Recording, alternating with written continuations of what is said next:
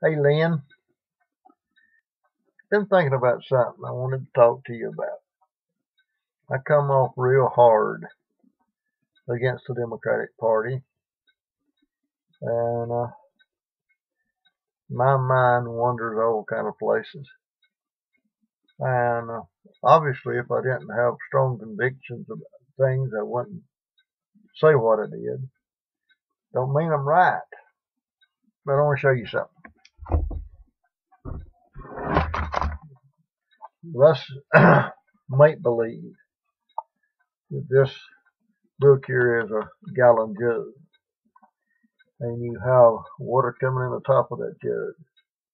Uh, it's a supply. It could be the jug itself could be the budget for the state of Florida, and the water coming into it is the expenditures or the amount of budget that the state has. And let's just narrow it on down to where this is for the prison system, or you could even go down lower than that and just for your own particular job. But the water comes into the top of this jug, and the expenditures is holes in the bottom of it. So for years, the state of Florida and the economy, especially during the Reagan years, the economy was just booming, and there was just a overflow of money that came into this budget. The temptation to open the bottom of those holes into bigger holes was always there. And then tie into that the need to do something about the prison population. So they kept building more prisons, kept putting more people in jail, and the bottom of that jug became more porous all the time. But during this time, the economy was booming, and the taxes from the tourists were just gushing in.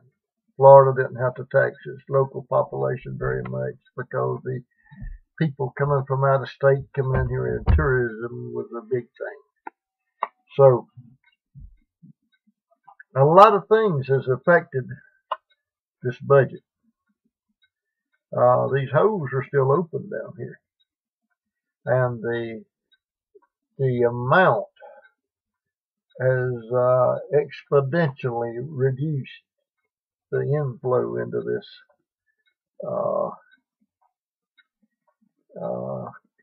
budget. The the economy collapsed, and that shut off, almost totally shut off.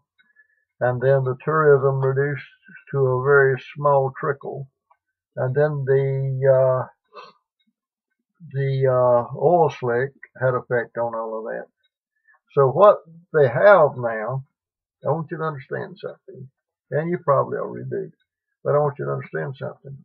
You have a very porous state budget. It's a byproduct of anything that's been going on for a long time.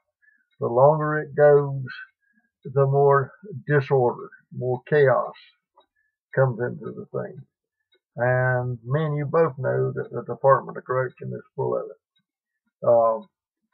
So all I'm telling you is, or wanting for you to do is to realize that you've got a governor there that comes from a business background. I'm not defending him. I've never been pro-Republican, although I am a registered Republican, but I am absolutely set in concrete against socialism and communism, any kind of ism you want to put onto it. But as this dwindles down, it's a fact of life that these holes have got to be plugged down here, or it's going to all just become a vacuum and disintegrate. When I was in correction officer school, one of the things they taught us was by 2020, I don't know exactly what number it was, that the prison medicine alone was going to bankrupt Florida.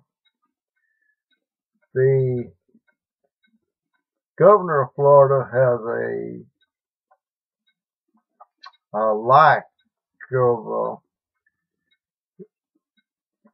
he doesn't express himself as being together and organized. He's feeling his way, and he gives that impression to the people. But let me give you just a little bit of insight on your union, if you just become it. It may not be now, and it may not never be, but more likely it already is, that if you work for the Department of Corrections, you got to belong to that union where you want to or not. Well, that union funnels that money just as straight to the Democratic Party. Not all of it, by no means, but it's what you're doing. If you have somebody like me that was to work for the Department of Corrections, I would be very, very, very